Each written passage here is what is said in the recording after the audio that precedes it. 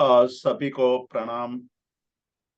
आचार्य प्रवर श्री कुंद कुंदाचार्य विरचित समयसार ग्रंथ का हम स्वाध्याय कर रहे हैं। आज हम 39वीं गाथा 39 नंबर की गाथा का स्वाध्याय प्रारंभ करेंगे। अभी हमने 38 गाथा तक जीव के आत्मा के स्वरूप के विषय में विस्तार से और निश्चय की दृष्टि से जीव का स्वरूप क्या है उसका चिंतन किया। उसके बारे में हमने जो बात कही कुंदकुंदाचार्य जी ने कही है उसको, और साथ ही साथ हमने अमृत चंद्राचार्य जी ने आत्मख्याति नाम की जो एक व्याख्या लिखी है उस व्याख्या का भी कुछ न कुछ अंश हमने लेकर के इसका विस्तार से विवेचन किया है। आज हम 39 नंबर की गाथा का स्वाध्याय करेंगे। 39 नंबर की गाथा की एक दृष्टि से यह इसलिए महत्वपूर्ण है कि जो लोग आत्मा को नहीं जानते हैं वो किसको आत्मा मानते हैं, उन लोगों की आत्म तत्व के बारे में क्या धारणा है। उस धारणा की बात इसलिए आवश्यक है क्योंकि जगत में भिन्न भिन्न प्रकार के लोग भिन्न भिन्न वस्तुओं को आत्मा मानते हैं, उनका आत्मा के स्वरूप को भिन्न भिन्न मानते हैं। तो ये व्यामोह होने की संभावना है, मतलब कि जो जिज्ञासु है उनको ये पता नहीं चलता है कि वास्तव में आत्मा का स्वरूप क्या है। इसलिए यहाँ कुंदकुंदाचार्य जी ने एक शब्द का प्रयोग किया है कि मूढ़ा। जो मूढ़ है मतलब जो जानते नहीं है, जिनको बोध नहीं है, ऐसे लोग आत्मा को क्या मानते हैं उसकी चर्चा का प्रारंभ कर रहे हैं। और ये 5 गाथाओं तक इसका विस्तार किया गया है। मतलब 5 गाथाओं तक अन्य लोग आत्मा के विषय में या किससे आत्मा मानते हैं उसका यहाँ विवरण दिया गया है। अपाणम अयानंता मतलब कि आत्मा को नहीं जानने वाले, जो आत्मा को नहीं जानते हैं। मतलब अभी तक आत्मा की जो बात कही है कि आत्मा क्या है, आत्मा ज्ञाता है, दृष्टा है, जानई पासई, वो ज्ञाता और दृष्टा स्वरूप है और वो आत्म तत्व ज्ञान दर्शन चारित्र स्वरूप है। और उस विषय में कुंदकुंदाचार्य जी ने बहुत सारी गाथाएं, मतलब कि 38 गाथा तक हमें विस्तार से समझाया है। लेकिन इस संसार में सभी आत्म तत्व को अच्छी तरह नहीं जानते हैं। ऐसे मूढ़ लोग हैं, वो किससे आत्मा मानते हैं उसकी चर्चा का प्रारंभ करते हैं। अपाणम अयानंता। अपाणम मतलब आत्मा को, अयानंता मतलब जो जानते नहीं है, न जानने वाले। यहाँ गाथा भी दी गई है, आपके स्क्रीन पर है गाथा, और नीचे गाथा के शब्दों का अर्थ भी स्पष्ट किया गया है। तो आप लोगों के लिए ये आसान हो जाएगा कि अपाणम अयानंता मूढ़ा, मतलब कि वो मूढ़ है जो आत्मा को नहीं जानते हैं। वैसे मूढ़ लोग किसको आत्मा मानते हैं? तो कहते हैं कि परात्मवादी न, हाँ, पर को आत्मा मानने वाले। हमने यहाँ देखा कि स्व और पर क्या है। स्व आत्म तत्व क्या है, स्व से भिन्न जितने पर तत्व है वो क्या है। लेकिन संसार के लोग जिन्होंने आत्म तत्व के बारे में जाना नहीं है वो तो पर को ही, मतलब जो मूल स्वरूप में आत्मा है उनको न मान करके अन्य को आत्मा मानते हैं। तो जो मूढ़ लोग हैं वो अन्य को आत्मा, पर को आत्मा मानते हैं। तो पर से क्या लेना है? पर से हमें ये बात समझनी होगी कि जो राग द्वेष से कलुषित है, मतलब कि राग और द्वेष ये मोहनीय कर्म के दो भेद हैं। मोहनीय कर्म के राग और द्वेष ये दो विभाग है। उससे कलुषित जो आत्मा है उसी को जीव मानते हैं। मतलब कि उसका जो आत्म तत्व की मान्यता है वो अम, परात्मा, पर को ही आत्मा मानते हैं। तो अप्पाणमयानंता मूढ़ा दु परप्पवाइणों के ही कई लोग या कुछ लोग पर को ही आत्मा मानने वाले लोग हैं जो आत्मा को नहीं जानते, वास्तव में आत्मा को नहीं जानते, इसीलिए पर को आत्मा मानते हैं। पर को आत्मा मानने वाले हैं। और दूसरा कहते हैं कि जीवम अज्जवसानम कम्मम चतः परु वेंती, परु विंती। यहाँ एक रू ज्यादा हो गया है, उसको आपको निकाल देना है। जीवम अज्जवसानम तू, मतलब कि जीव अध्यवसान। कोई कोई लोग कह रहे हैं जे कई से कोई अध्यवसान जीव है ऐसा मानते हैं। जीवम अध्यवसानम, जीव अध्यवसाय ही जीव है ऐसा मानते हैं। और कोई कर्म को ही जीव है ऐसा निरूपण करते हैं, ऐसा प्ररूपण करते हैं। तो यहाँ तीन बातें कही इस गाथा में कि इस संसार में जो मूढ़ लोग हैं, ये मूढ़ लोग आत्म तत्व को तो जानते नहीं है। और जब आत्म तत्व की बात करने के लिए कहा जाए या आत्म तत्व के बारे में उनको कुछ पूछा जाए तो वो पर को ही आत्मा मान लेते हैं। वैसे देखा जाए तो इस संसार में हमारी जो प्रवृत्ति है, मतलब आम रूप में हमारी जो प्रवृत्ति है, वो प्रवृत्ति क्या है? सुबह से उठ करके दूसरे दिन सुबह तक की हमारी जो कार्य करने की जो पद्धति है, कार्य जो हम करते हैं, वो सारी प्रवृत्ति में हम पर की ही कथा करते रहते हैं। हम स्व की बात बहुत कम करते हैं, बहुत मुश्किल से करते हैं। परंतु पर की बात हम छोड़ते ही नहीं है, पर की बात ही करते रहते हैं। और पर में रहने की हमारी मंशा भी है, मतलब हमें पर अच्छा भी लग रहा है। मतलब पर को, पर की कथा कर रहे हैं और पर को अच्छा मान रहे हैं। तो हमारी जो वृत्ति है वो पर में ही प्रवृत्त है। तो कहते हैं कि यदि पर में प्रवृत्त है हमारी प्रवृत्ति या पर की ही कथा कर रहे हैं तो हमारे अंदर स्थिरता कब आएगी? क्योंकि आंख बंद करके भी पर की ही चर्चा करते रहेंगे, आंख बंद करके हम पर को ही सोचेंगे। तो हमारा जो ये मनुष्य भव है वो किस लिए है? ये एक बहुत बड़ा प्रश्न मनुष्य के सामने है कि ये मनुष्य जन्म किस लिए है? मनुष्य जन्म पाकर के हमें क्या करना चाहिए? हमारा लक्ष्य, हमारा उद्देश्य क्या होना चाहिए?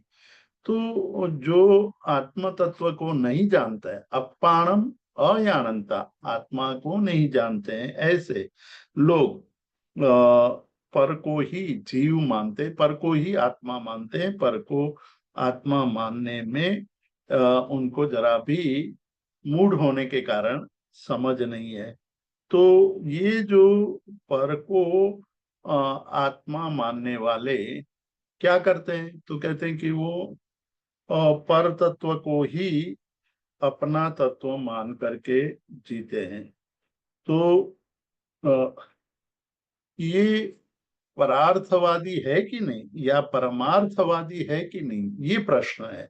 ये सारी चर्चा क्यों कर रहे हैं, ये हमारे ध्यान में रहना चाहिए कि परमार्थ, परमार्थ, परम प्रयोजन क्या है। हमारा मनुष्य जन्म का परम प्रयोजन, उत्तम प्रयोजन वो क्या है, वो हमें याद रखना चाहिए या लक्ष्य में लेना चाहिए कि हमें किस लिए ये मनुष्य जन्म मिला है। तो मनुष्य जन्म जो बहुत मूल्यवान है, अमूल्य है, उस अमूल्य मनुष्य जीवन का हमारा समय कहाँ बीत रहा है। यदि हम पर की कथा में ही जीवन बिता रहे हैं और पर वृत्ति में ही हमारा दिन बीतता है, तो हम परमार्थ को नहीं जानते हैं। परमार्थ की बात कर लेते हैं, लेकिन हमें परमार्थ की महत्ता, परमार्थ का महात्म्य वो पता नहीं है। इसलिए हम उसको पर को ही आत्मा मान लेते हैं। तो आत्मा का जो असाधारण लक्षण है वो हम जानते नहीं। इस ये जो परप्पवायिणो परप्पवादीनो, वो जो शब्द यहाँ कहा है उसके लिए अमृत चंद्राचार्य जी ने कहा कि ऐसा जीव क्यों कर रहा है। ऐसा करने का मूल कारण है कि तद असाधारण, मतलब आत्मा के जितने असाधारण लक्षण हैं, मतलब लक्षण उसको कहते हैं कि जो अन्य में घटित न हो और स्व में ही घटित होता हो, वही लक्षण है। मतलब कि लक्षण ऐसा होना चाहिए कि वो निर्दोष होना चाहिए, अति व्याप्ति, अव्याप्ति, असंभव आदि दोषों से रहित हो, वही शुद्ध लक्षण है। तो यहाँ जब हम पर को आत्मा मान लेते हैं, तो पर को आत्मा मानने का कारण है कि आत्मा का जो असाधारण लक्षण है उसका अकलनात्, मतलब उसके हमें जरा भी अ, बुद्धि नहीं है या उसके समझ नहीं है, असमझ है। और असमझ होने के कारण या सभान नहीं है, आत्मा के लक्षण के प्रति हम सभान नहीं है।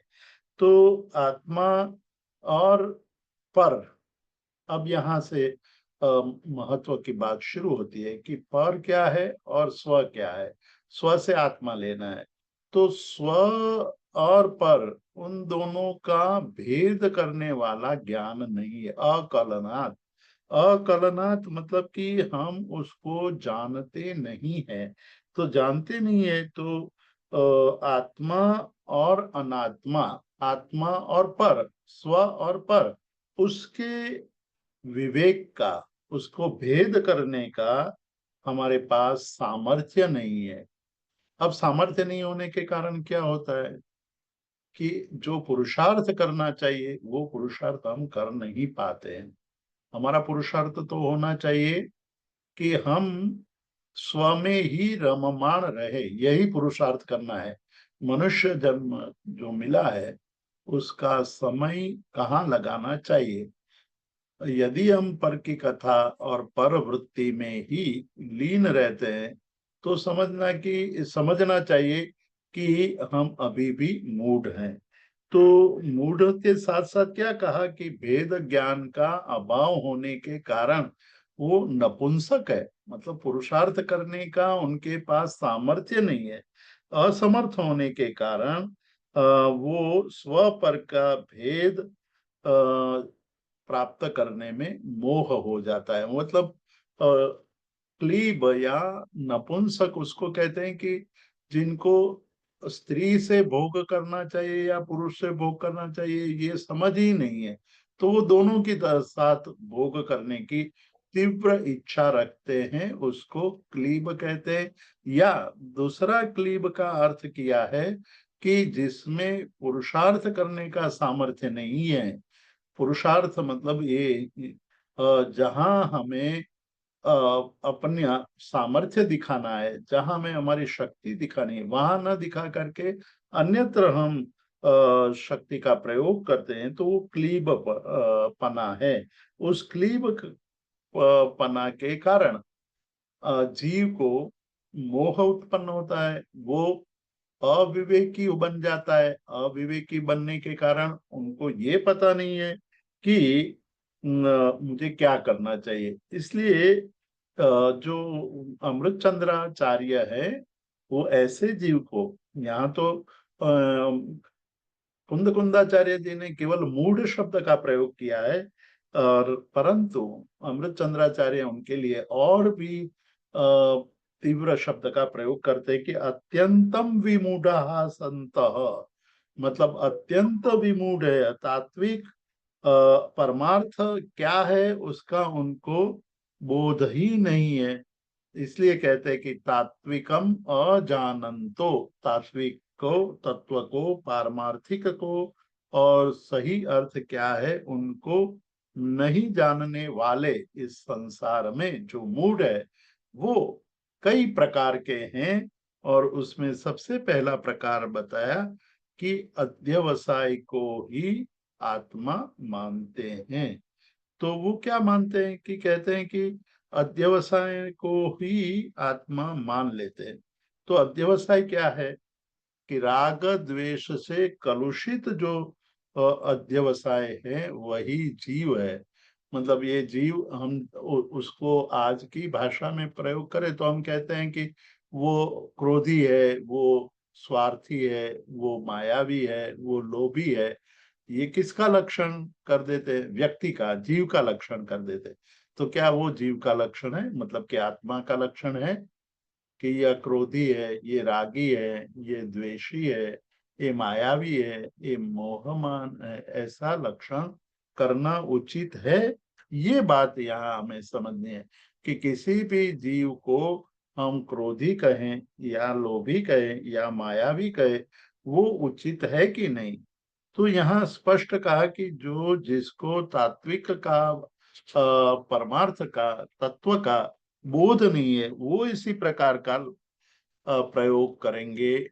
उनको ये भी पता नहीं है कि आत्मा का असाधारण लक्षण क्या है, वो यहाँ घटित होता है या नहीं होता है। तो नैसर्गिक राग द्वेषात्म आत्म कलमा कलमाशितम अध्यवसायम एव जीव। जीव किसको कहते हैं उसकी बात करते हैं कि परात्मवादी है अज्जवसाणम। अज्जवसाणम शब्द का यहाँ अमृत चंद्राचार्य विस्तार से अर्थ समझाते हैं कि राग और द्वेष से कलुषित यानी मलिन अध्यवसायन यानी कि जीव के परिणाम को ही जीव कह देते हैं। जो जो कि जीव नहीं है, वो तो कर्म के परिणाम है या मोह के परिणाम है, परंतु उसको जीव मान लेता है। जैसे दृष्टांत यहाँ बहुत अच्छा दृष्टांत दिया है कि अंगारस्येव कार्षण्याद अतिरिक्तत्वेन, मतलब जैसे कोयला होता है, उस कोयले की जो कालीमा होती है उससे भिन्न कालीमा अन्यत्र प्राप्त नहीं होती है। ऐसा अनुभव होने के कारण उसको क्या कहते हैं कि वही कोयला है, ऐसा मान लेता है।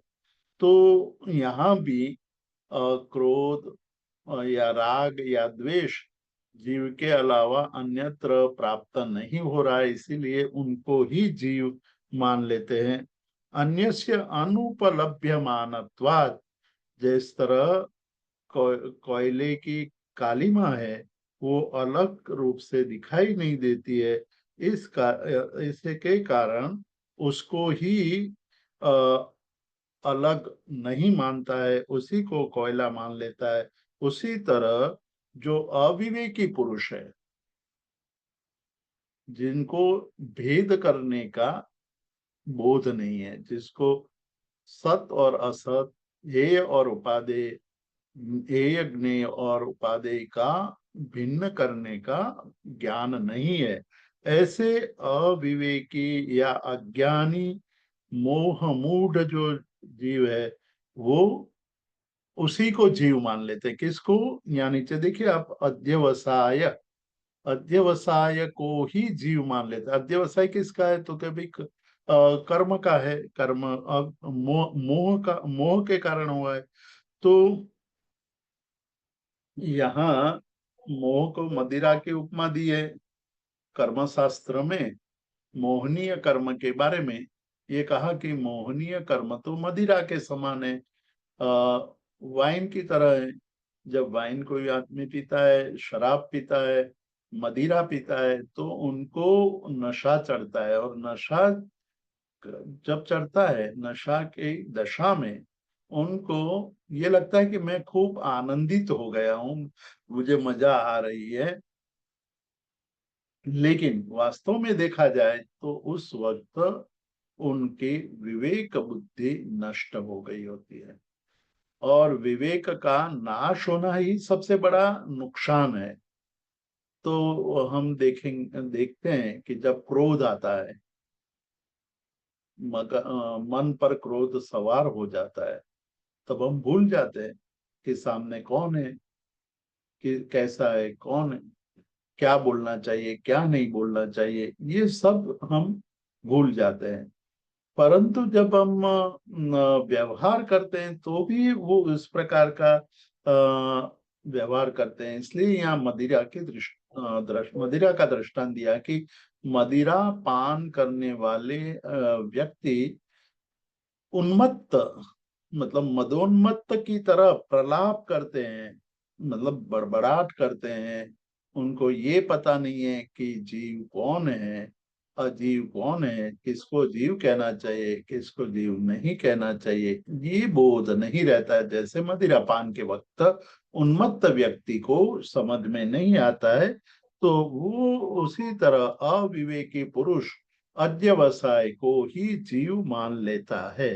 अब दूसरी बात कहते हैं, कम्मम च। अब कर्म, कर्म को ही कोई लोग जीव मान लेते, के ही कम्मम जीवम परु वेंति। इतना यहाँ हमें उसको समझने के लिए अर्थ करना पड़ेगा कि अपाणम अयानंता मूढ़ादु परप्पवाइणो के ही कम्मम च जीवम परुवेंति।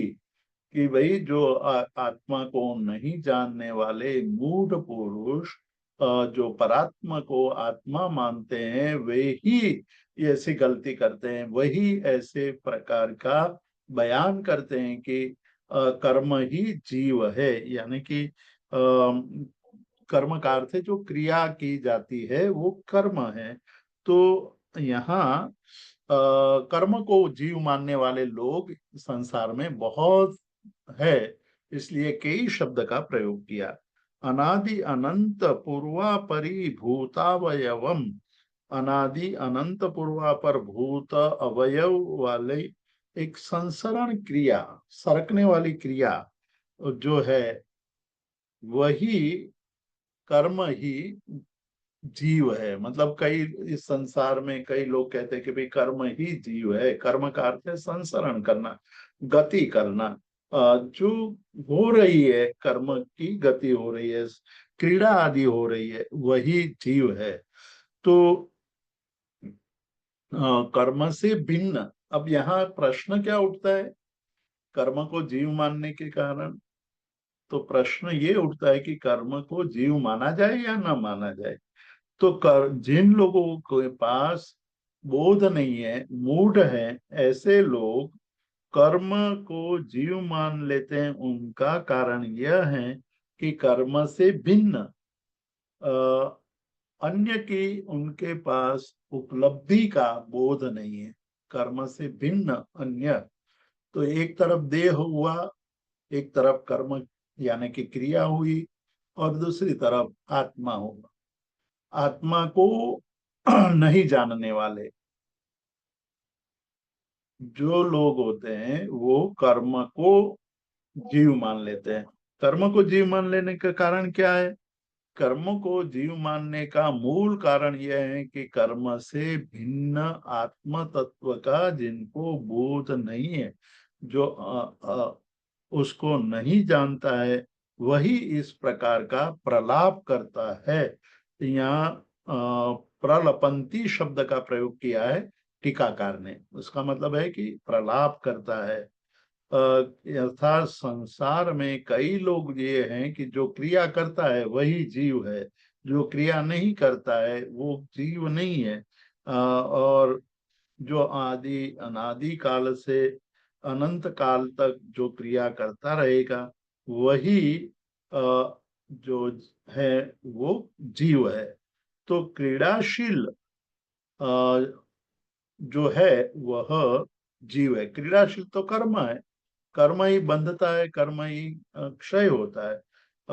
इस वो उनको कर्म से भिन्न, अलग, कर्म से अलग अन्य कोई जीव का उनको बोध नहीं है, इसलिए कर्म को आत्मा मानने वाले लोग इस संसार में हैं और कर्म को ही जीव मानते हैं। तो यहाँ एक पद या समझने जैसा है कि जब तक जितने भी पदार्थ हैं उस पदार्थ को उनके मूल स्वरूप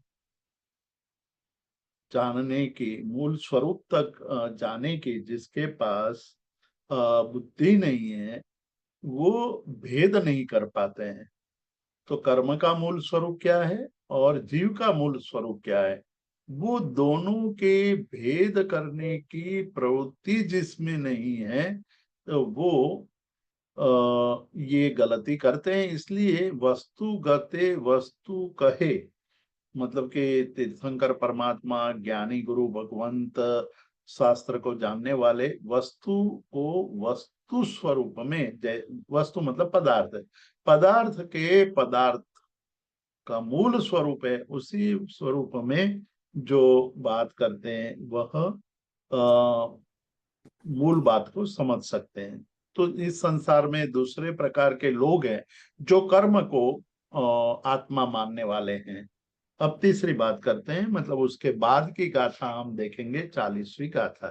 तो 40वीं गाथा में क्या कहा है कि अवरे अज्जवसानेषु तीव्र मंदाणु भागकम जीवम मरणन्ते तहा अवरे नो कम्मम चावी जीवोत्ति। अब अन्य अन्य लोग किसको कर्म कहते हैं? तो कहते हैं कि जो अध्यवसानों में जो तीव्र मंद भाग है। अब अध्यवसाय का अर्थ हमने देखा था कि जो राग द्वेष का जो परिणाम है, तीव्र मंद परिणाम है, उस परिणाम को, तीव्र मंद अनुभाग को जीव मानते हैं। तीव्र अवरे, अवरे मतलब अन्य लोग, कुछ लोग, कुछ लोग इस संसार में ऐसे हैं जो अध्यवसायों में जो तीव्र मंद का अनुभाग होता है उसी को जीव मानते हैं। तो ये तीसरे प्रकार के लोगों की बात यहाँ कर रहे हैं कि इस संसार में अनेक प्रकार के लोग हैं, उनकी मान्यता भिन्न भिन्न है। वो मूल शब्द हमें फिर यहाँ ले आना है, उसकी अनुवृत्ति यहाँ चलेगी। अनुवृत्ति ये चलानी है कि अपाणम अयानंता मूढ़ा, जो आत्मा को नहीं जानते ऐसे मूढ़ लोग, परपवाइनो, परात्म को, पर को आत्मा मानने वाले जो लोग हैं, अवरे ऐसे अन्य लोग, अज्जवसानेषु अध्यवसानों में, जो तीव्र मंदाणु भागगम, तीव्र और मंद अनुभाग है उसी को जीव मानते हैं। तीव्र और मंद, तीव्र मंद का अर्थ क्या है कि तीव्र यानी बहुत अधिक, मंद यानी मंद। और राग से उत्पन्न जो अध्यवसायों का, अध्यवसायों की परंपरा चलती है उस परंपरा को जीव मानते हैं। मतलब कि जिसमें ये राग द्वेष की परंपरा चलती रहती है, जिसमें तीव्र मंद भाव चलता रहता है, वही जीव है, ऐसा कुछ लोग मानते हैं। तो तीव्र मंद अनुभाग को यहाँ जीव मानने वाले लोग हैं। इसके लिए हमें यहाँ जो अमृत चंद्राचार्य ने टीका में जो बात कही है उसका भी हम थोड़ा चिंतन करेंगे। तीव्र मंदानुभव विद्यमान, तो जो तीव्र मंद अनुभव है उससे उसको जो जीव मान लेते हैं। दुरंत राग रस निर्भर, मतलब ये अत्यंत दुरंत राग रस से निर्भर यानी भरपूर जो लोग हैं उसी को जीव मान लेते हैं। तो एक जीव मानने वाले एक तीसरे प्रकार के लोगों की बात कही, संतान यानी प्रवाह। संतान का अर्थ के एक के बाद दो, दूसरे के बाद तीसरा, तीसरे के बाद चौथा, चौथे के बाद पांचवा, ये जो परंपरा होती है उसी को संतान कहते हैं। तो अध्यवसायों के अनुभाव को जीव मानना, ये कहाँ से बात आई, ये भी हमें थोड़े चिंतन कर लेना चाहिए। तो बौद्ध धर्म में जीव की व्याख्या, वहां तो जीव मानते ही नहीं है, लेकिन वो ये कहते हैं कि जो तीव्र मंद अध्यवसाय है, मतलब कि एक प्रवाह चलता है अध्यवसायों का, भावों का जो प्रवाह चलता है उसी को जीव मानो। जहाँ प्रवाह नहीं है उसको जीव मानना नहीं चाहिए। तो यह कहते हैं कि अध्यवसायों की जो परंपरा चल रही है, तीव्रता मंदता चल रही है, वो तो कर्म के कारण है। वो अ, स्व की नहीं है, मतलब आत्मा की नहीं है। आत्मा तो उन सबसे पर है। आत्मा केवल जानता है, आत्मा केवल देखता है। ज्ञप्ति और दृप्ति, मतलब दृष्टि और ज्ञप्ति, ज्ञान, जानना और देखना, यही उनका लक्षण है। लेकिन उनको नहीं जानने वाले, मतलब जो मूढ़ लोग हैं, वो पर को, पर क्या हुआ, या कर्म, कर्म के कारण अध्यवसाय हुआ, अध्यवसाय की एक परंपरा चली, परंपरा को यहाँ संतान किया। उसको नहीं, उसको किससे भिन्न नहीं मानते, जीव से, आत्मा से, आत्मा से भिन्न नहीं मानने वाले, अनुपलभ्यमान, अतिरिक्त है ऐसा नहीं मानने वाले। अतिरिक्त मतलब उससे भिन्न, जीव से भिन्न है ये परंपरा, ये प्रवाह उससे भिन्न है। वो ये नहीं जानता है कि आत्म तत्व क्या है। उसी को आत्म तत्व, मतलब परंपरा को आत्म तत्व मान लेता है।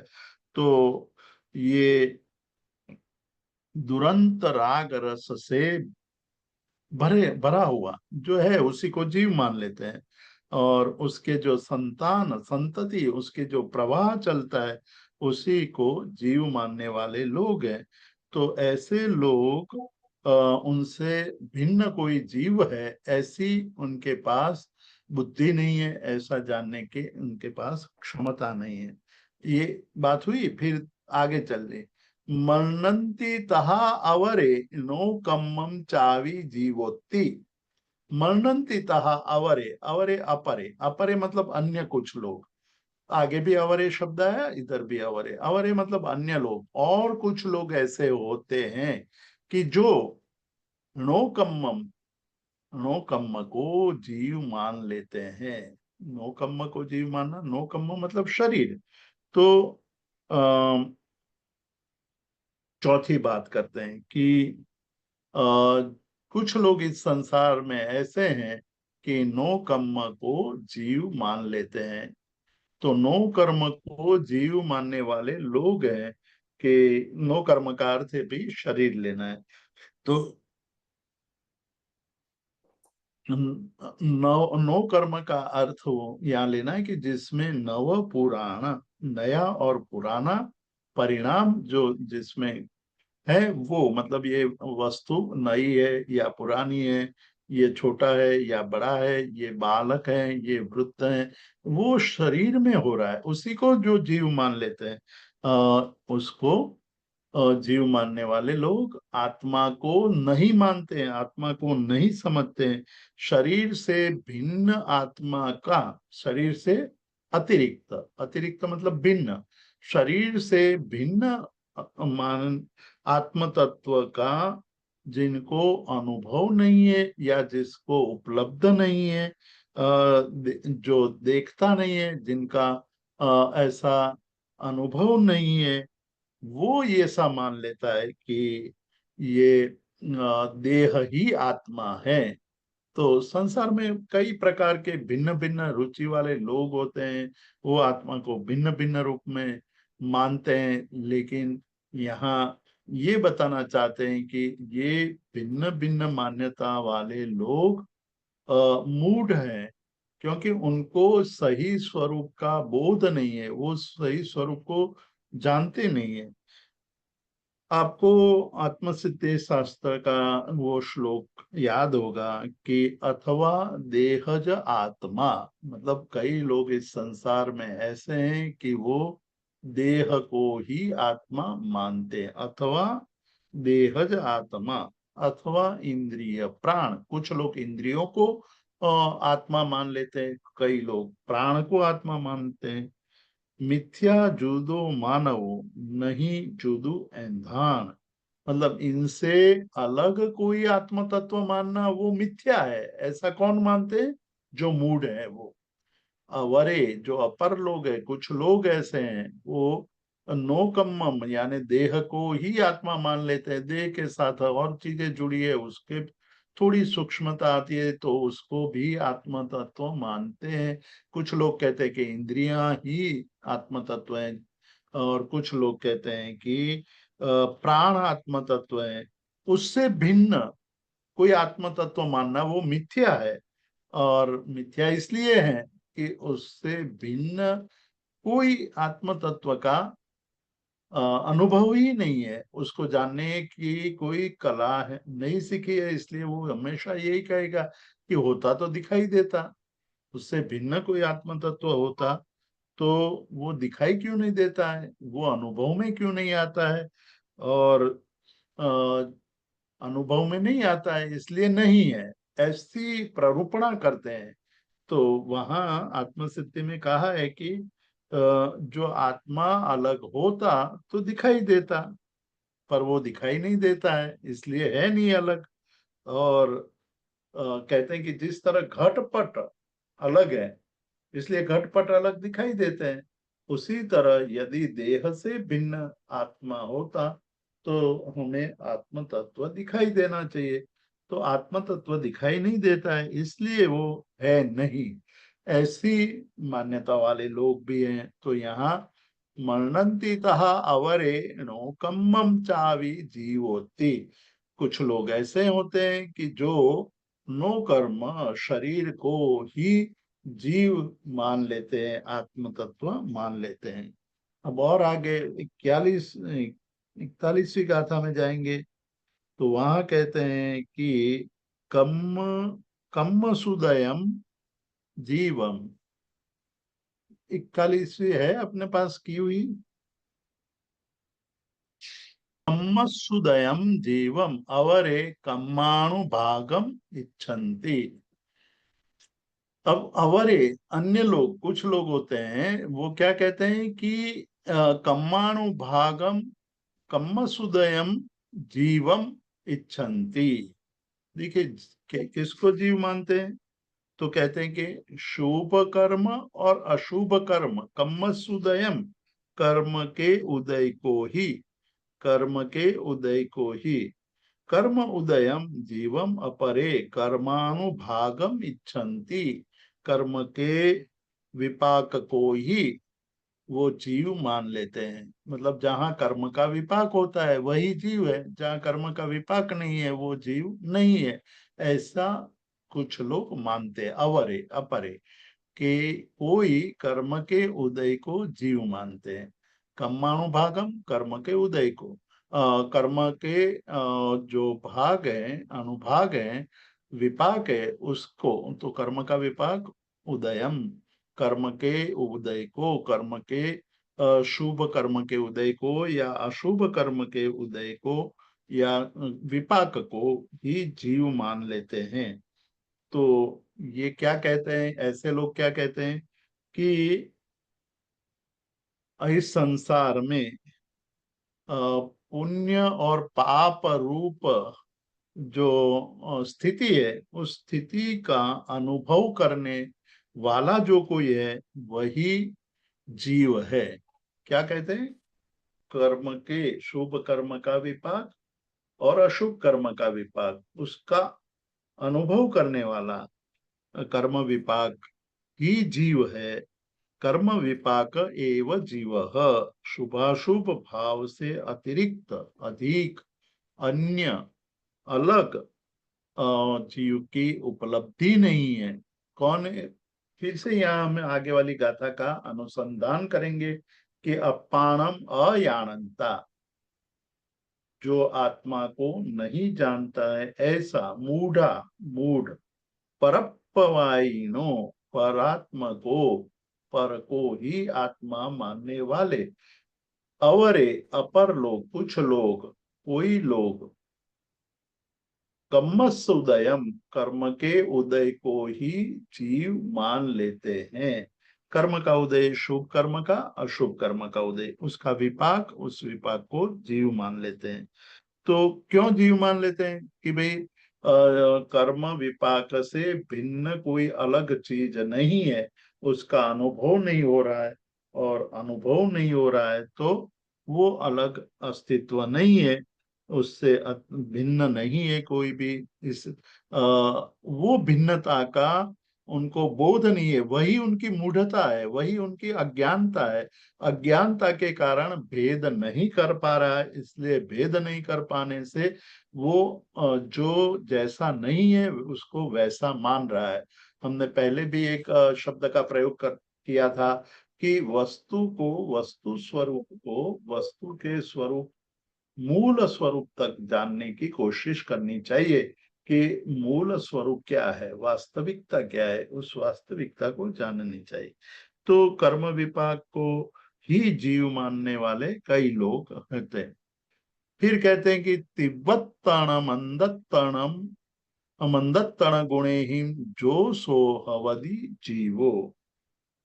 अब कहते हैं कि तीव्र मंद, तिब्बत्तण तीव्रता, मंदत्तण यानी मंदता रूप जो गुण है, उस गुण को ही गुणों के भेद से जो प्राप्त होता है वही जीव है।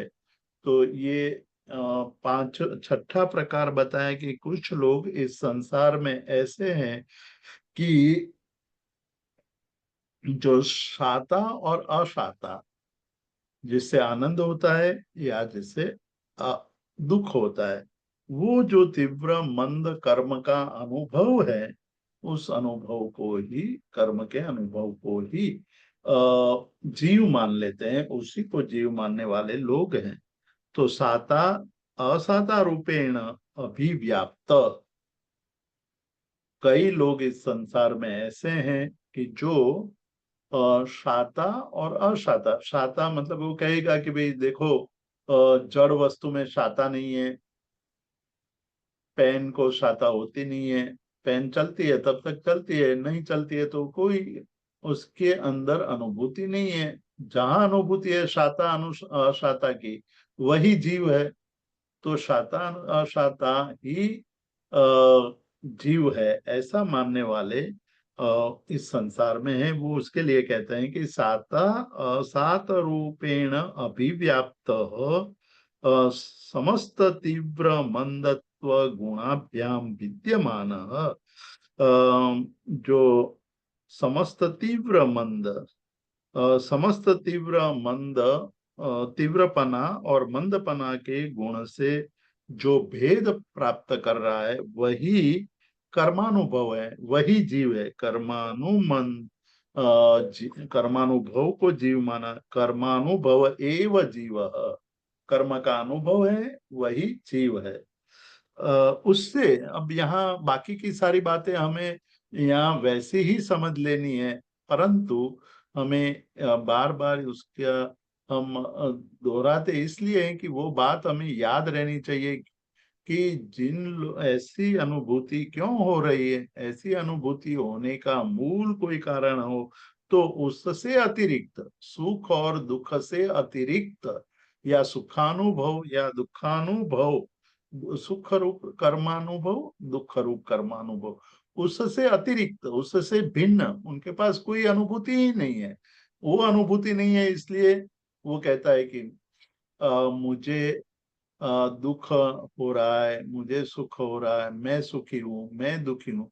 दुखी तो शरीर हो रहा है, दुखी तो कर्म के उदय के कारण दुख होता है। तो तीव्र मंद शाता अशाता, वो सुख और असुख का अनुभव करने वाला जो है उससे अतिरिक्त, मतलब सुख और दुख का अनुभव ही जीव है ऐसा मानते हैं। उसका कारण उससे भिन्न जो सुख और दुख का अनुभव करने वाला जो है उसको अलग नहीं मानते हैं, उसका कोई उसको अनुभूति नहीं है, उपलब्ध नहीं हुआ है, इसलिए उनको जीव मान लेता है, क्योंकि उनको वास्तविकता की अनुभूति नहीं है, अनुभव गम्य नहीं है। तो यहाँ 41वीं गाथा में ये छठा प्रकार बताया कि इस संसार में कुछ लोग होते हैं वो शरीर को आत्मा मानते हैं, कुछ लोग होते हैं वो कर्म को आत्मा मानते हैं या कर्म को जीव मान लेते हैं, कुछ लोग कर्मानुभव को आत्मा मान लेते हैं, कुछ लोग राग द्वेष से युक्त कलुषित जो अध्यवसाय है उसी को आत्मा मान लेते हैं। कुछ लोग कहते हैं कि शुभ अशुभ कर्म का जो उदय होता है, विपाक होता है, वही आत्मा है। तो आत्मा के अभी तक हमने 6 अलग अलग प्रकार लोगों का, मतलब इस प्रकार के जानने वाले लोगों का प्रकार देखा, और बाद में अभी 2 और है, 42 और 43, तो 43 गाथा में हम उसका विस्तार देखेंगे। बाकी बचे हैं वो प्रकार के जीवों की बात करेंगे। जी, इस प्रकार से हमने आज के कक्षा के अंतर्गत 39, 40, 41 की गाथाओं की चर्चा की। अब मैं प्रश्नों की श्रृंखला प्रश्नों उत्तर चालू करने के लिए मैं श्रोताओं से निवेदन करना चाहूंगा कि वे अपने अगर जो भी प्रश्न है वो हैंड रेस करें, तो उसके प्रश्न हम यहाँ पर लेंगे। प्रणाम जीतू भाई। जी प्रणाम। ये जो अध्यवसाय का शास्त्रीय अर्थ परिणाम है या भाव है, और राग द्वेष है, थोड़ा थोड़ा कंफ्यूजन है अध्यवसाय अर्थ। अध्यवसाय परिणमन है, परिणाम, परिणाम, भाव, भाव का परिणाम अध्यवसाय। अच्छा, जो राग द्वेष से परिणाम होता है वो ही राग अध्यवसाय। द्वेष के जो परिणाम होते हैं उसको अध्यवसाय कहते हैं। ओके ओके, आभार सर। प्रणाम सर। सर प्रणाम। ये थोड़ा डिटेल में मुझे सुनना था, अध्यवसाय भाव का, मुझे सेम क्वेश्चन था सर। अध्यवसाय को डिटेल में हम क्या बोलेंगे सर? भाव का परिणाम, मैंने ये आत्मा तो नहीं है ना सर? परिणमन नहीं, अध्यवसाय कर्म के कारण परिणमन जो होता है भाव का, उसको अध्यवसाय कहा। अच्छा, भावों का परिणमन, ठीक है। जी, भावों का परिणमन अध्यवसाय कहते हैं, ठीक है सर। ओके, बराबर। Thank you sir. अन्य किसी भी श्रोता का प्रश्न है तो हम उसको भी ले सकते हैं अभी। एक प्रश्न है, यहाँ 9 कर्म की बात की गई थी, तो कभी कभी द्रव्य कर्म सुनने में आता है, भाव कर्म सुनने में आता है, 9 कर्म सुनने में आता है, ये तीनों में अंतर क्या रहेगा थोड़ा सा? द्रव्य कर्म जो कर्म वर्गणा के पुद्गल है वो द्रव्य कर्म है। भाव कर्म जो भाव से, जिन जिन भावों से कर्मों का गमन होता है या कर्म का बंध होता है, वो भाव को भाव कर्म कहते हैं। और जो जिनके द्वारा ये कर्म होता है, क्रिया होती है, वो नो कर्म है। मतलब न तो वो कर्म है, न तो द्रव्य कर्म है, न तो भाव कर्म है, लेकिन द्रव्य कर्म और भाव कर्म में निमित्त है, इसलिए उनको नो कर्म कहा है शरीर को। तो ये मतलब भाई यानी 9 कर्म मतलब ये धन्य दान रुपया पैसा, ये सारे जो कर्म हाँ, नो निमित्त कर्म। है। ठीक है। तो इस प्रकार से हमने आज के स्वाध्याय के अंतर्गत ये चर्चा की। अध्यवसाय को लेकर के भी हमने चर्चा की और ये चीज भी देखी कि पर वस्तु को जो हम मान रहे हैं अपना, हमने उसे अपना स्वभाव मान रखा है, वो हमारा स्वभाव नहीं है। और अध्यवसाय के संदर्भ में भी हमने देखा कि अध्यवसाय जो पर के भाव हैं वे भी हमारे नहीं है, वे भी हमारा स्वभाव नहीं है। मात्र जो आत्मा का स्वभाव जो बताया है वही आत्मा का स्वभाव है, अन्यथा कुछ भी आत्मा का स्वभाव नहीं है। इस प्रकार से हमने आज की गाथाओं के अंदर ये चीज देखी थी। तो अब आगे की कक्षा हमारे अगले मंडे को होगी। इसी के साथ हम आज के इस सेशन को विराम देंगे। तो मैं आदरणीय जीतू भाई जी से आज्ञा चाहता हूँ कि इस सेशन को विराम दें। जय जिनेन्द्र जीतू भाई, शुभ साचा मारे जो। जय अजय जीतू भाई। भाई।